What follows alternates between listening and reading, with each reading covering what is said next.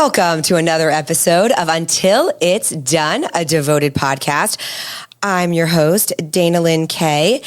I am here with a special guest today. He's actually a guy who I've been following on social media for quite a while, and he posts stuff all the time that I resonate with, that I love. I'm always like giving it a double tap, or I'll even like show up in his DMs and be like, oh, I love what you said. Like he aligns with a lot of my thinking. And lately, he's been even like doing a lot of myth busting and some really cool stuff on his page. So we reached out to each other. We've been going back and forth a while about either doing a live or doing something. I knew when I was doing a podcast that I was going to have this guy on. So welcome to the show, Vinny Russo. Thank you for having me, Dana. I appreciate it. My pleasure. Okay, first of all, I love all the social media love you give me too. So yeah, I love the stuff. I love the stuff that you put out. Yeah, it's cool. Like when you message me and you're just like, hey, like I was thinking that today. I'm like, good. Right. Great minds think alike. Yeah. Isn't it? It's cool when you're on social media and something that is either going on in your life right at the moment is like something that's bothering you, whether it's like a lot of the days, like the scale, like we all like women talk about the scale all the time. For some reason, we're always like, we're all hung up on that stupid thing. And you did like a post one day. It was exactly what I needed to hear about the scale. And I'm like, oh, thank you for saying that. Like, even though I know I've been doing this for like over 25 years with this fitness stuff, I know this stuff, but sometimes just hearing it again just reminds us, because our minds can play crazy tricks on us. And then you said something like brilliant about the scale. And I was like, okay, thank you, Vinny. Yeah. So sometimes we all just need a reminder. And it's funny. It's like I coach, but I also use a coach, right? Sure. It's like we need those reminders. We need to be put in place sometimes. And there's nothing wrong with that at all. No. So pretend like you know everything, but like sometimes shit slips through, right? Exactly. And that little reminder just, it's like, oh, you know what? Yeah, I'm not going to feel so bad about myself today. And at the end of the day, we're all human. That's the thing. It's like, we're not perfect. We forget, or sometimes our minds can play like, you know, like as much as like I've been through it. I've been through competition preps. I competed for 10 years. Like I know my body really well. I've done photo shoot preps. I've done like all kinds of things. And yet I'll still let things get to me, even knowing that like our bodies fluctuate, even know like how many holidays do I have to like go through, or things that I like, my weight's going to go up, my body's going to feel like crap after eating. And yet it's like I still get like hung up on either the scale or the bloat or the weight, thinking like, oh my God, I gained weight, you know? And I know you cover a lot of that stuff on your page. Yeah, it doesn't help that, you know, all the stimulus that you get is kind of leading towards that wrong mindset. Right. So it's like you're supposed to be losing weight. You're not supposed to be gaining weight during the holidays. You're supposed to be strict. It's like, well, you're getting all these coming at you from different angles. You're gonna keep reminding yourself of that, of those old thought patterns. Even though you know better, they're reminding you too, right? It's like you should be losing scale weight. Well, why should I be losing scale weight during the holidays? Right. I enjoy myself a little bit. Like you're not gonna. If you think about like the consistency aspect of it, it's like if you're enjoying Thanksgiving and then you're enjoying Christmas and you're doing, I don't know, Christmas Eve and Christmas Day. Sure. What's the big deal? What is those 3 days? Like, yeah. Chill out. Yeah. It's okay. You're right. not going to gain fat that quickly. You might jump up a little bit on the scale weight, but it's probably going to be just water that you'll work off in 3 days anyway. Right. Exactly. And the funny thing is like, you know, I mean, what to even keep expecting like losses all the time. The body doesn't work like that. If I just kept losing weight, I mean, I'd be 12 pounds by now. It's like, you know, I mean, I know I always want to see a drop in the scale because it's like satisfying to be like, oh, okay, I'm going down. Good. I'm doing it right, or whatever. Not that you always want to be losing, but it's that yo-yo. I mean, with women's bodies, a lot of monthly fluctuations, and that gets into our mental. So anyway, but I want to first introduce you, as far as I want you to tell us about, you know, who you are, what you do, so that the deeper we get into the conversation, everybody knows who Vinny is. So what do you do? Tell me about you. So I am the director of nutrition for Balanced Bodies. I am the head nutrition coach there. It's basically me and a board certified physician. Her name's Dr. Erin Stansfield. And together we do a health first body transformation. So really, really focus on optimizing your health. And then the transformation comes along with that once we make sure, you know, you're healthy enough to do so. And a lot of people usually come where they're not eating that many calories, and you got to kind of say, well, we can't cut really here. So let's work you up a little bit. Let's optimize your health. Let's get you primed for a cut. And then that's kind of what we do. But do that. I personal train here and there. It's not a passion of mine, the personal training. It used to be, not anymore. Now nutrition is basically everything that I love to do. But I personal train here and there. I am a pro physique athlete.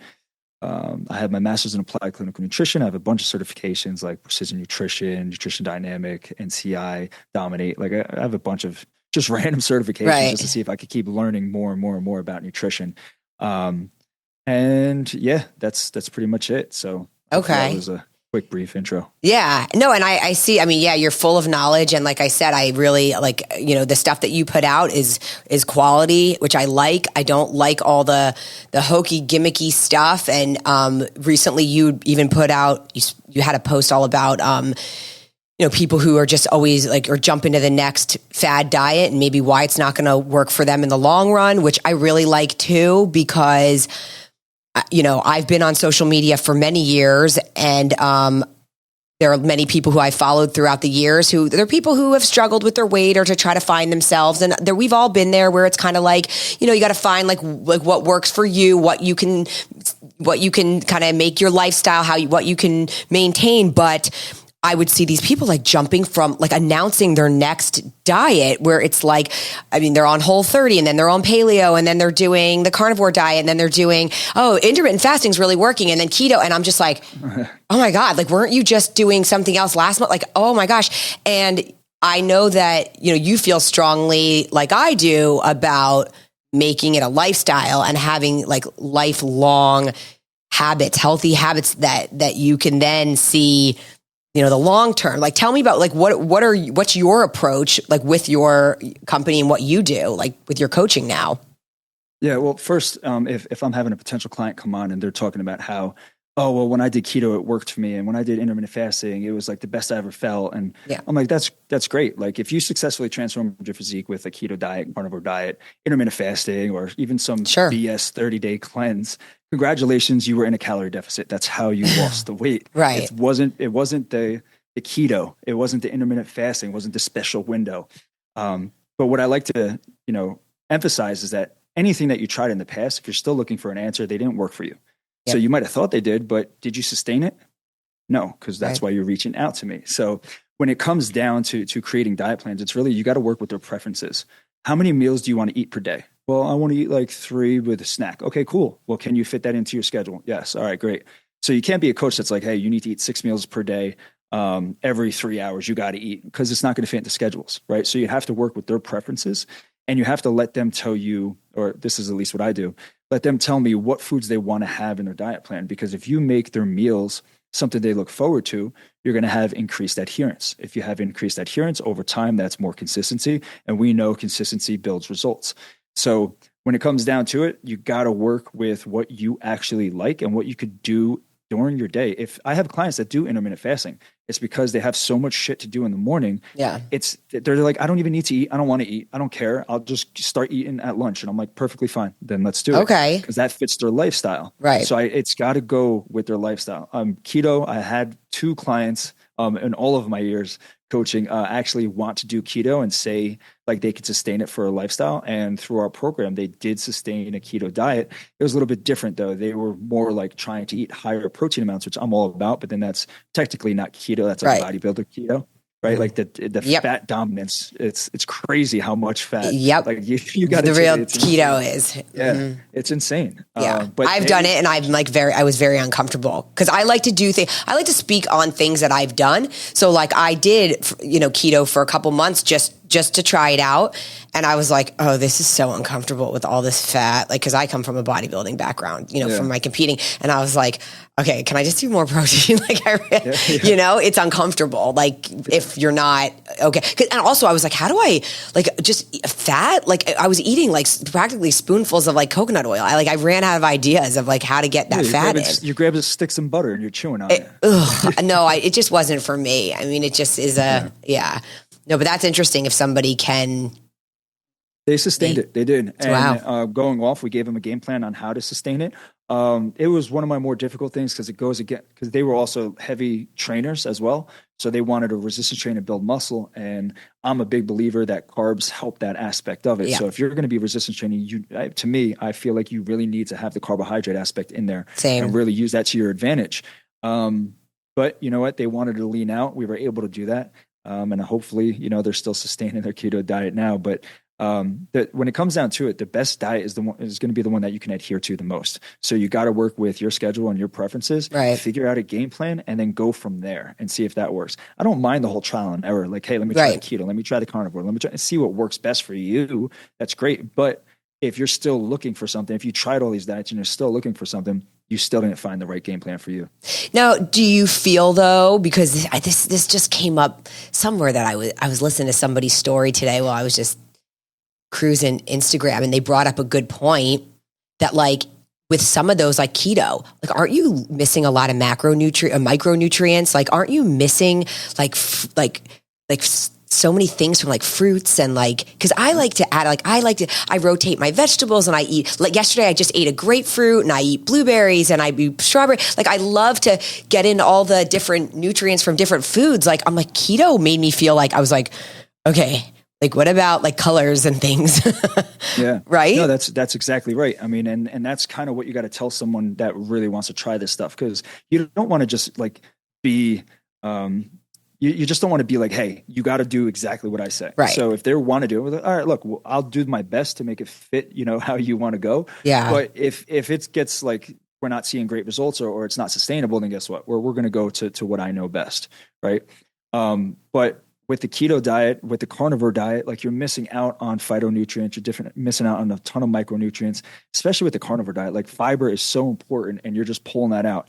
Like there's a bunch of posts I see a lot on TikTok where they're like carnivore diet and like my knee pain went away. Yeah, your knee pain went away because you're eating just meat and you're in a calorie deficit and you lost weight.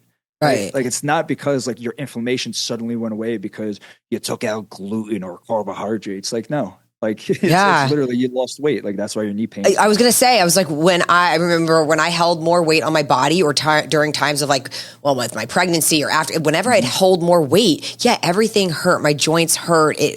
But as soon as I would lose weight, I'm like, oh my God, like all that went away. Cause my frame was not supposed to carry that amount of weight. Like it just wasn't. Yeah. So it's cool. Cause there's like a medium right there because it's like, if you get too heavy, your joints start to hurt.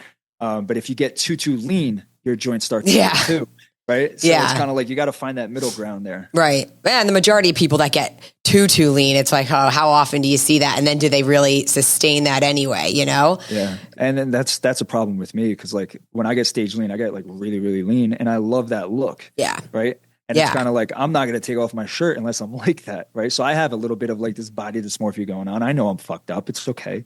Like I accept it. It's a part of who I am. And a part of me is always like, I need to be the best at everything I do. Yeah. So if I'm not there, I get uncomfortable. Plain and simple. God, you and I are a lot alike in that aspect. And sometimes I don't think about men being that way, but now that I'm talking to a guy who you went, you competed and you got that lean, getting that lean, because we've spoken about this on some of my episodes too, where we talk about there was an episode with Jen Strobo and Kelly and I talking about hanging up the heels because we all retired from competing. But when you compete and you're so used to getting that lean, looking that lean, showing off your body that lean. And then all of a sudden you go back to like, where you're still to the average person, like, oh my God, you're so fit. You look great. And yet, I mean, I feel like there are times that I know I sound and look like such a psycho on my social media when I'll complain about my physique. And yet women are like, Dana, I would die to look like what you look like. And I'm like, yeah, but like all up here and I'm like holding water and then it's like, what is wrong with you? And I know, I'm like, and just like you said, you're like, I know it's has to sound crazy to other people, like hearing, because I'm sure you look great with your shirt off and you definitely hold muscle. I'm sure you're not have all this crazy body fat, but because it's like you see your body get to that conditioning that many times, it's like that for some reason our minds set like a new standard for us. And it's like, oh, this is where we need to be in order to be acceptable. Yeah, that's exactly it. It's crazy. Your mind sees that peak and it's like, okay, well, I reached this peak, but once you reach a peak, you could see another peak. And now you got to go attack that one. Yeah. So it's like maintaining that. And it's funny because Like you said, like I guarantee you I'm in better shape than 95% of the population. Totally. I don't even know if that's a good thing, because our population in terms of overall health and body composition is pretty subpar. Yeah. But once you get to that level, once you see yourself at your peak, it's like you don't want to anything away from that is bad. At least that's the way like my mind works. That's how mine is too. Cause you prove to yourself I can do this. Like this is my potential. This is where I can be. I got here. What I should be able to stay here. I deserve to be here. Yeah. And it's tough. It's a mind fuck. But I said it in one of my podcasts where I was like, my biggest regret was getting stage lean, because it mentally, it fucked with me. It really did. But it's a double-edged sword, because the journey I go through to get there, I mean, it builds more character in me. I evolve as a human. And then getting there, I mean, shit, like there's no better feeling in the world when you look at yourself, you're like, fuck, like I look good. It's like a high. That's what I want to give to my clients. Like, we don't have to get stage lean for you to be like that, but to improve. Like I had a client who recently, he was only with me for 4 months and he lost 50 pounds. It was pretty drastic weight loss. Yeah. And I was like, dude, I've never seen this before. And he was maintaining his muscle. He just started training. So it was almost like it was a new stimulus, like the training and then losing. So it was awesome body recomp. And he's 4 months and he's like, dude, he's like, I'm perfect, man. Like, I don't need to go. I'm so happy with the way I look. And the way he looks isn't like what I would look like on stage. Right. But compared to what he dealt with his entire life, it was a whole new him. And he absolutely loves it and he's proud of it. And that's what I love. That's amazing. That's winning. Yeah. It's those of us who we kept going. When you get that stage lean or you I mean, God, there's been times that I wasn't even on stage, but I would just get lean for like photo shoots. Like one of my favorite photo shoots, I just posted a picture yesterday of it. And it's like, and I look, and then what happens is I look back at those photos all the time and I'm like, I should look like that's where I should be. I should look like that. I loved being like that. And it's like, Dana, but like, wait, and then I have to kind of like go back and be like, okay, what were you doing when you were there? Like, could you really maintain that? Like, was that really a lifestyle? But like, yeah, I know your body looked like unbelievable, but were you having fun? Like, were you, and not saying having fun, like I wasn't like wild. I never need to while out. I'm a freaking mom of 3 and business owner, but meaning like, like just enjoying myself. And sometimes when I'm on a grind like that for a show or a photo shoot or whatever, but I mean, I did walk around looking like that for a long time, but I wasn't in a happy relationship. I was going through a divorce. And so it's like sometimes, when people would look on somebody's social media, you think like, oh, wow, she looks great, but like what's going on, in the background or what's their lifestyle really like? And is that really sustainable and maintainable? And then, or are they battling their own demons now with, like you said, where in our mind now we set that standard so high. So now those photo shoot pictures, I'm always, And like, I'm in a happier place in my life now. And now I'm like, can I really like, I'm not miserable. So I am going out to eat. I am doing fun stuff. So it's like, okay, well, I don't think I'm going to be able to hold that physique like that. So. Yeah, no, without a doubt, because like when I'm looking at life, like one of my favorite things to do is to go out and grab dinner. Like I love that. I like getting dressed up and going out, go to like fancy, but I don't care. Like I love doing that and spending money on that because I really enjoy it. Yeah. When I'm stage lean, I'm not doing that. Mainly a hermit crab. I want to stay in because I like to have a good time. So if I'm out, I'm going to want to do it. I mean, I built up discipline over the years of doing this to where I could go out and do it, whatever, but I just rather not even be subjected exactly. to that. So, yep. Quality of life is kind of on the lower end. So I'm like, well, which one do I choose here? Yep. Do I really want to go that way and stay there like this? Because I felt fucking like shit. Like I was miserable. Like I didn't have energy. My strength was down. Yep. My libido was down. It's like, your body's not supposed to be like that, No. So, and the quality of your life. And like you said, it's like, yeah, you could go out with your friend. If you want, you could get dressed up. You could, but then I go to the restaurant and be like, I'm going to need a piece of fish and some steamed vegetables. And I'm like, is that really what I want to be like doing tonight? Like I could eat that at home, like on my couch. Like this isn't my idea. Like, why even waste a night out like this? It just isn't the way that I want. Like you said, it's like, if I'm going to go out, I'm going to go out. I'm going to dress. I'm going to have a great time. Feeling low energy, low libido, low everything. It's like, okay, that's not a great time. That's, you know, my Saturdays now are like kind of where like I enjoy, like I'll drink wine. I like Pinot Noir. So we'll drink wine, go out to eat, you know, try to meet up with friends, stay out a little bit later than we normally would. And that's like our thing. Like Saturday would be when, you know, you actually enjoy yourself. Yeah. The other days are sort of like very structured, especially during the week, because it's easy. You got work, you got things to do. Yep. So it's pretty easy to say structured Monday through Friday. When the weekend comes around, you enjoy yourself Saturday, then Sunday, it's like getting back on track. All right, well, let me get ready. Let me get everything ready for Monday, start off good again. And Sunday, it's like, all right, I know I didn't overindulge Saturday. So what I do is like, I work things into my plan. So I'm looking at like, all right, maybe I'll do a protein modified fast during the day if I'm going out to eat at night, and I know I'm going to be drinking a couple bottles of wine. Yeah.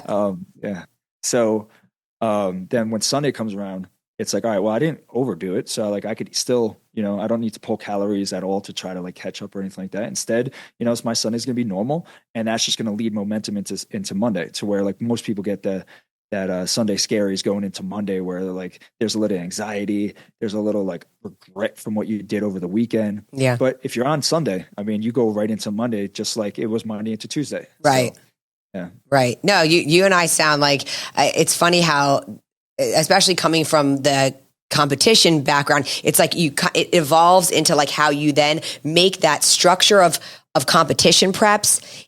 And then you learn, and the discipline, you learn how to like let it slowly like evolve into a lifestyle where, yes, I can keep, you know, I'd say like, you know, I can't like 85-90% of my physique. I mean, I'm holding a lot more muscle even these days now that I eat more calories and all of that. Like, am I as lean as I used to be? No, but that's exactly how I structure, where it's like my week is very structured. I always have like that day or night out. And also, like, if I know I'm going out or if I have an event or something on that Saturday, that Saturday is, I kind of keep it tight, and because I don't believe in like a cheat day. It's got to be, and not like a cheat, but you know what I mean? Like where you're just kind of, you're just in refeeds or off plan.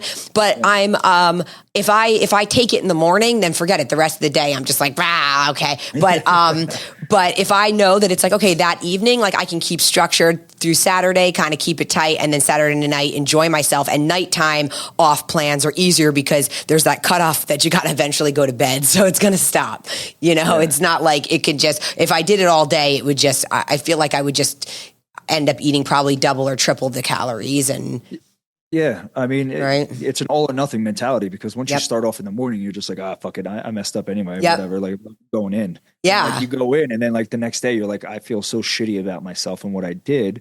Like, it's not even worth it. It's not worth the anxiety. Like, not to me. I'm just like, no, man, like I'll keep it as clean as possible. And when I'm going to enjoy myself, I'm going to enjoy myself. Right. Exactly.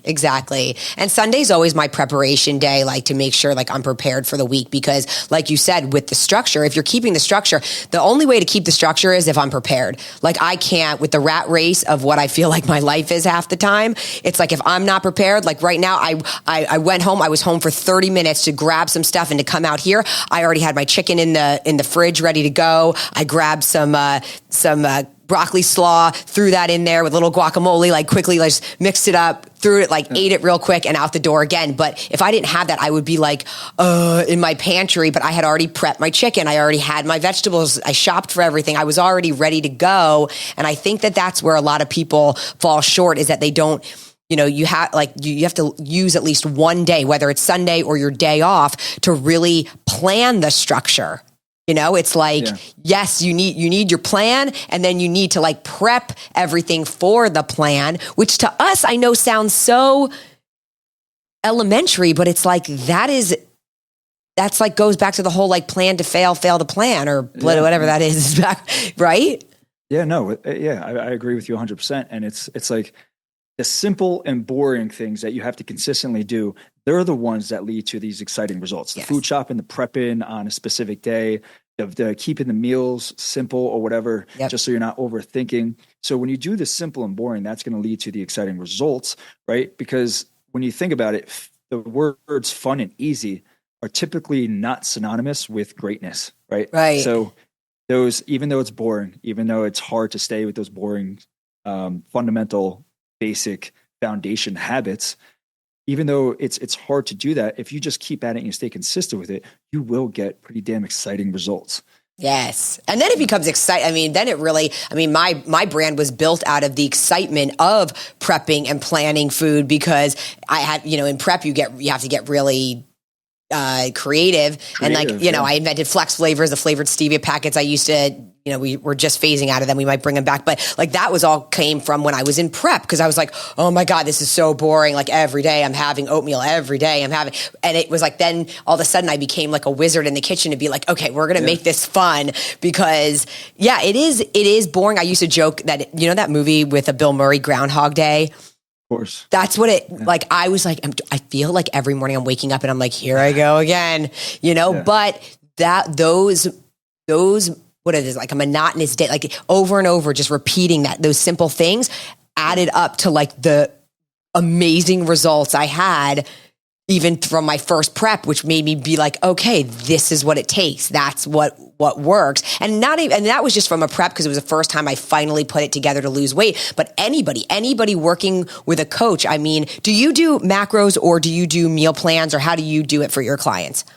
I usually do meal plans. I got two different types of programs. One is a little bit more flexible on a day-to-day basis, but you're subjected to just the foods that are there. So a bunch of protein foods, bunch of carb foods, bunch of fat foods, a bunch of fruit, any vegetables.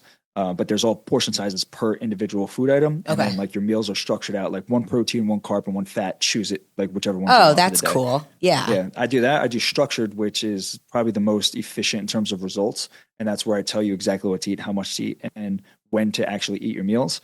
And then if they want to do macros, I normally say, let's get into a groove with my systems first, and then we can open up the playbook. And then I'll go macros, or I'll give you a plan just in case like you need something to fall back on, and I'll give you the macros. So it's like when you want to veer off, you can, and just hit those macros. Okay.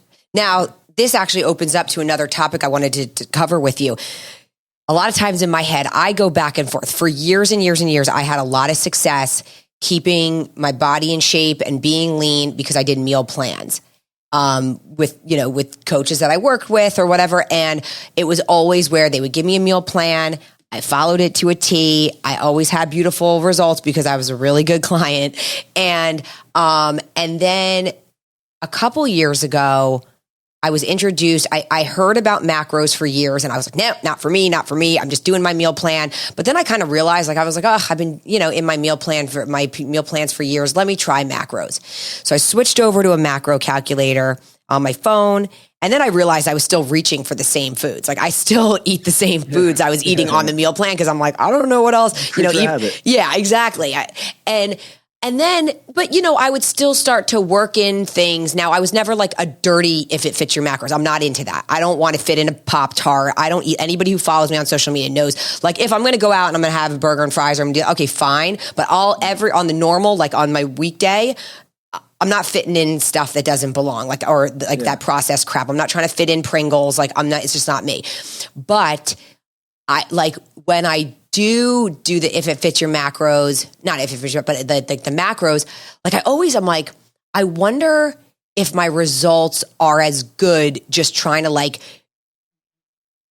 do the macros, or fit, or as a meal plan more beneficial. Like, do you know what I'm saying? Like to physique changes. Now, because usually when you prep for a show, I always did meal plans from coaches for shows, and I could really get the body fat off, reveal the muscles, have that aesthetic look. Do you feel that that tracking macros is as effective if you're trying to change your physique and get a certain look, or do you feel meal plan is really more the way to go if you're really trying to crisp up and look a certain way? If you got your macros on point and you've been doing it for a while, then I would say it's probably the same. Okay. I'm a huge believer in having a structured plan and keeping it as simple as possible, so you're not overthinking. You know exactly what to prep. You know exactly how it is. Like, you get these people that want to do all these elaborate type of meals and throw all these different ingredients in. It's so hard to track all those different food items, all the different ingredients.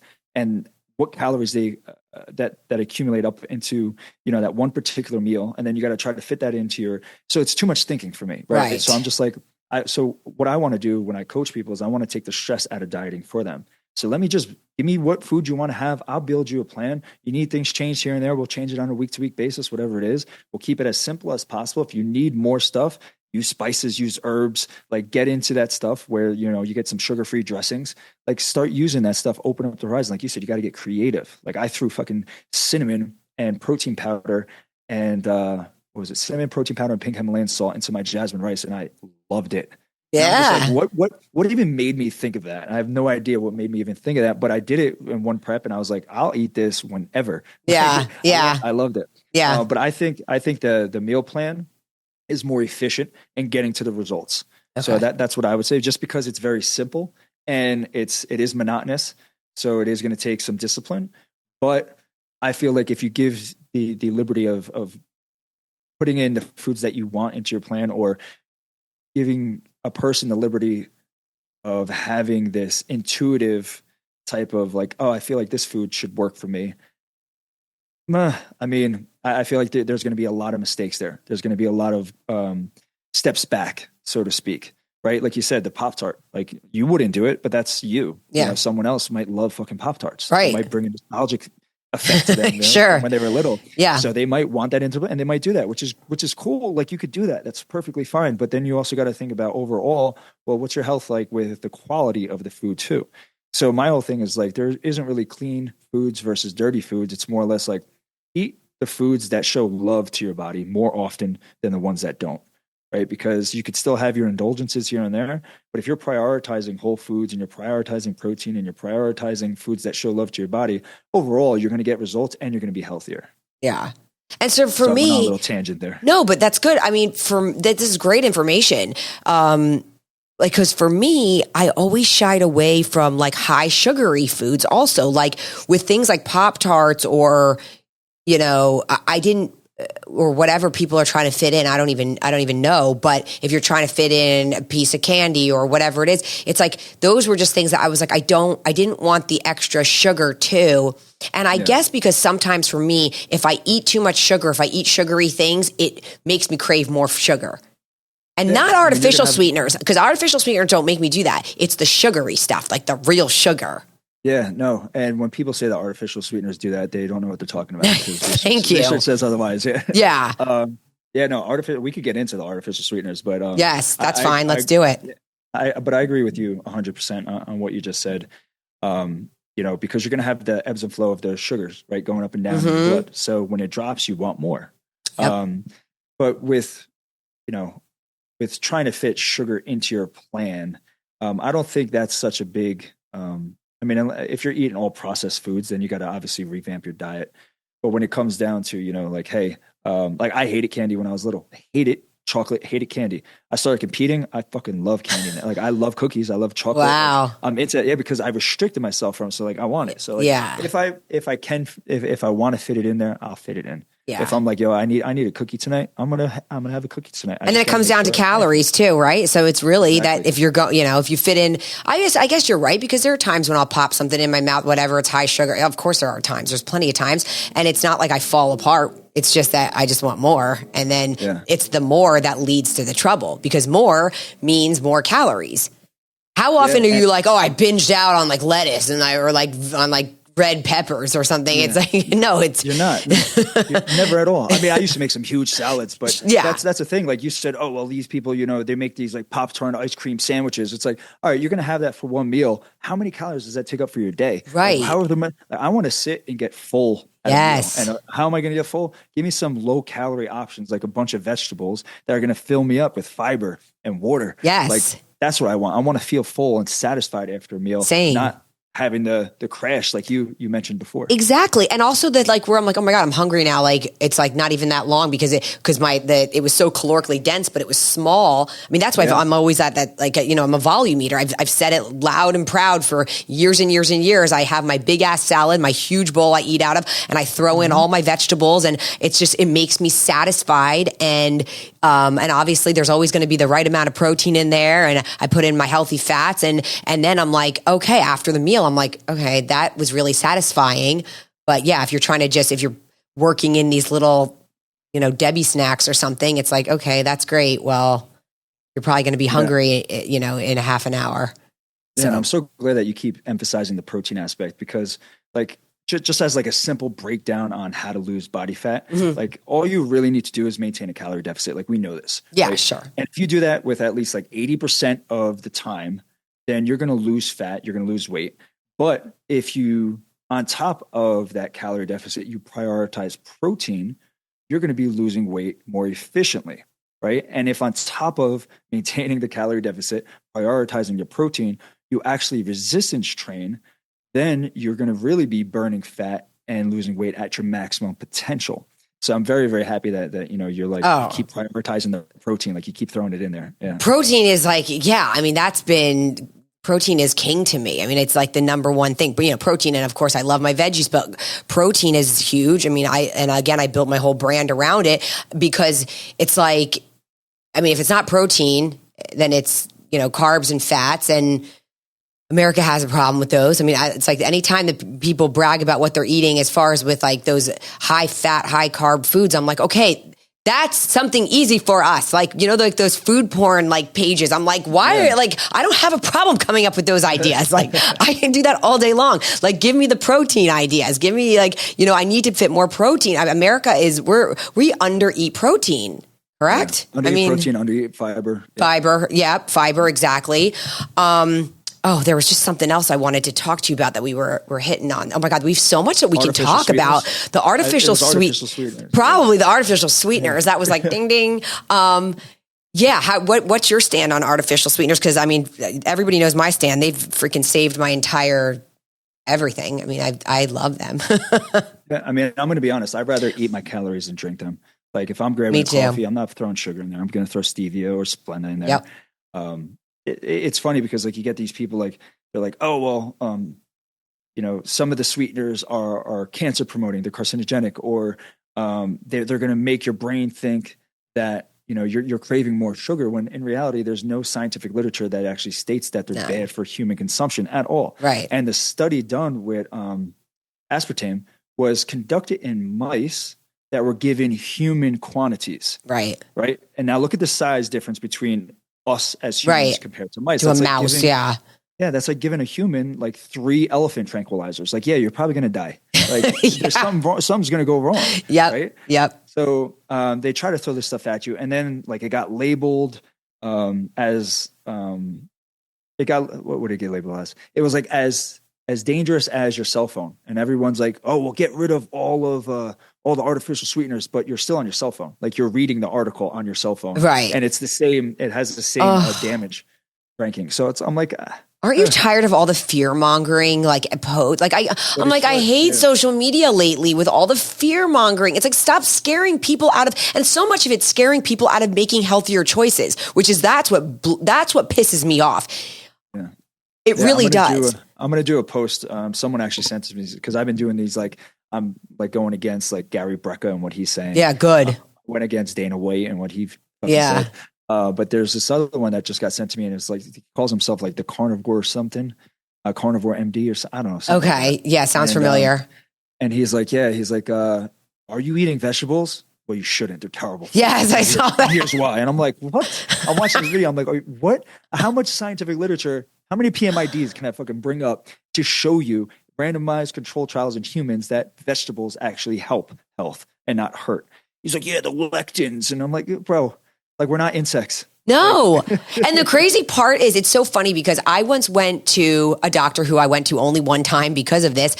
I brought in my blood work, and before he looked at my blood work, he's preaching to me about his diet. I think he told me was vegetarian, and he's telling me I shouldn't cut out meats, red meat, cut out all the dairy, cut out this, cut out. He's telling me all this. We're sitting there and I'm like, he's telling me to cut everything out of the diet. Yeah. And he wants me to just be a vegetarian and blah, blah, blah, blah.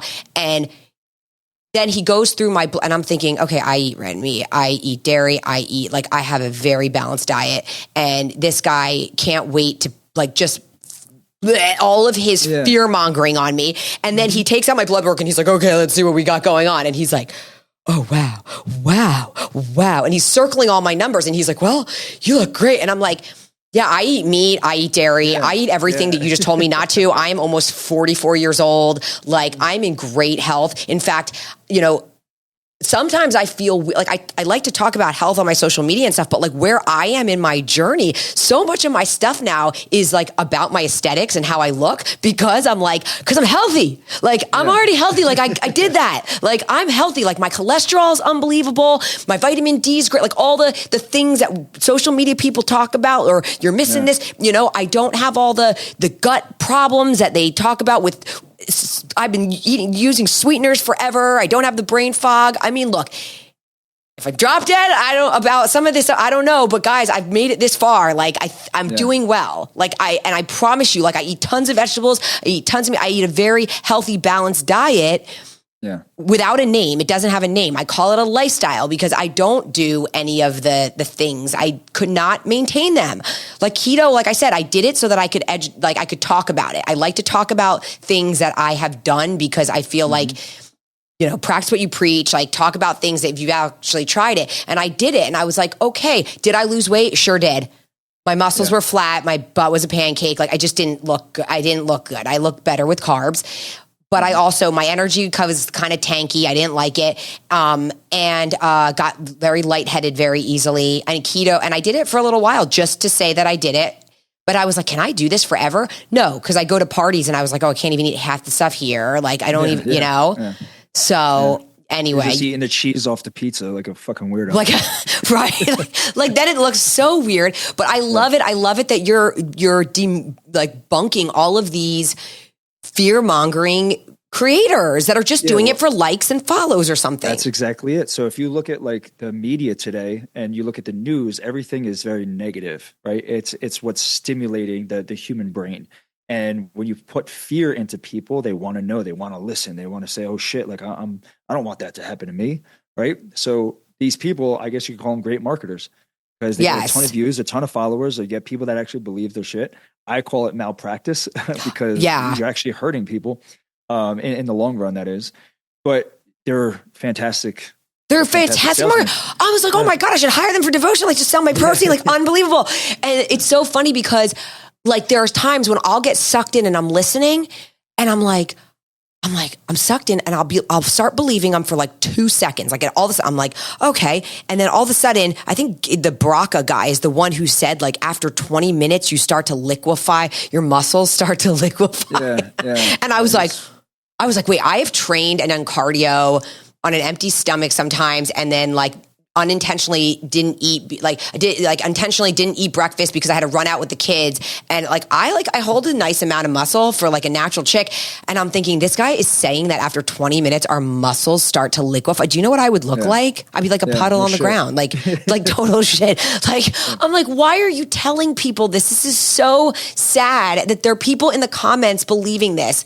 And they're like, it's like he's like a preacher, and they're like, "Amen, liquefying muscles." Dana White gave him this platform because Dana White's very well known. Was like, "Oh, he saved my life." No, Dana White, you had a terrible dietary habits. You had terrible diet habits. You didn't work out, and all he did was get your diet in shape and tell you to move more. And you did, and you lost a ton of weight. You started healthy habits, like healthier habits than what you were doing. Wow. Yeah. And then Not he's the going to hydrogen water or the 86-hour fast. Like, no, man. Like, oh my God. And all the fasting, that was something else that I tried. I did that, like an idiot because I did work with that functional.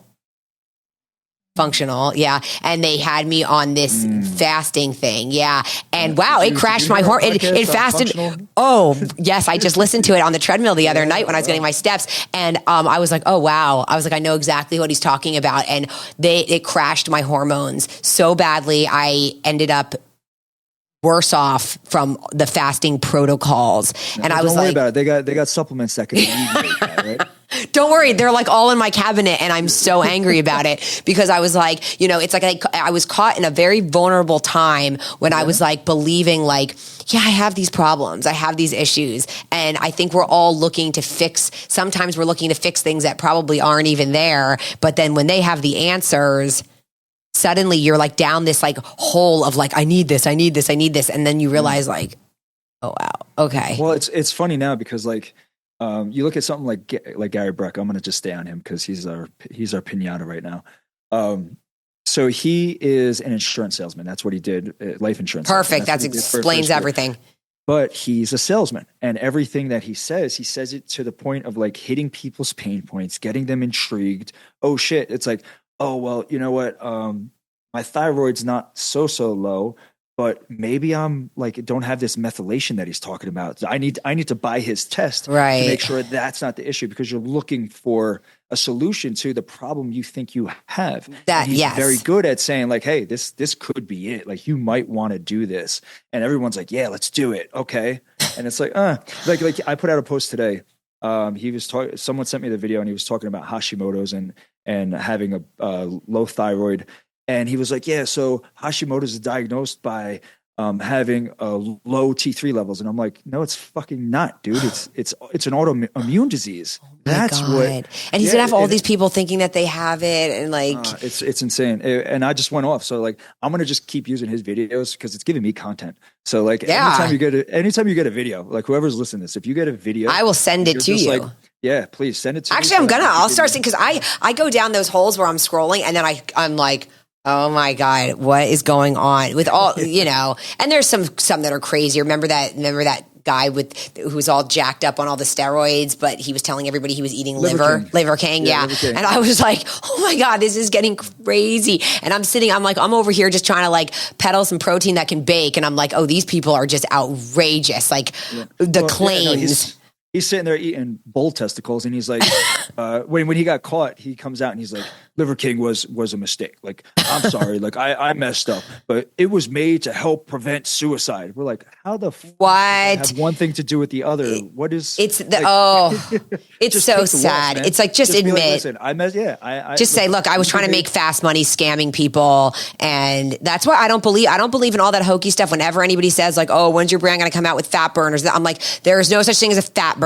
A fat burner is how you eat. Like, stop. Like, I'm not gonna feed into that industry. I just don't want to do that, because I feel like we have enough issues as it is. Like, let's just preach healthy lifestyle, healthy habits, healthy way of like approaching food and eating. And I mean, it should just be the norm. And unfortunately it's not. And that's why there are people like you and I who want to, at least, show people that, there are better ways. And so, yeah. And it's crazy too, because like I'm a big fan of using supplements when needed, right? Sure. But like when I got my master's in applied clinical nutrition, like there was actual courses on using supplementation, and they teach you this, right? And then it wasn't until really Dr. Erin and I worked together to where she's like, hey, just so you know, like supplements, they don't have the research behind them. Like there's a few that do, and they could be like the foundational ones if they can help a client, but you don't need to like say that they need to be on X, Y, and Z, because there's no research that backs it up. Like one of her big things was she would have to go through research articles during, I believe she did a master's during her residency. And she had to go through the research and find what was wrong with it. So she's really good at like saying, no, this is legitimate research. This is awesome. Yeah. Or this is shit. Like this study's terrible. Like there's not, the N is too small. Like the sample size is too small, or it's not random control trial. It's an observational study. Like she's really good at doing that. And she was like, with the supplements, there's not that much there. There's a few that are, but overall, like creatine's there, fish oils are there. Vitamin D3 is there. Yep. Whey protein's there. Yep. But like besides it's all those, I mean, and I'm glad you listed the ones that like you have ones that I have in my brand, because those are the ones that I'm like, we have a D3, a K2, like they're ones that I'm like, okay, this is what I take, this is what I do. The rest of the stuff I'm not going to push on people, because this is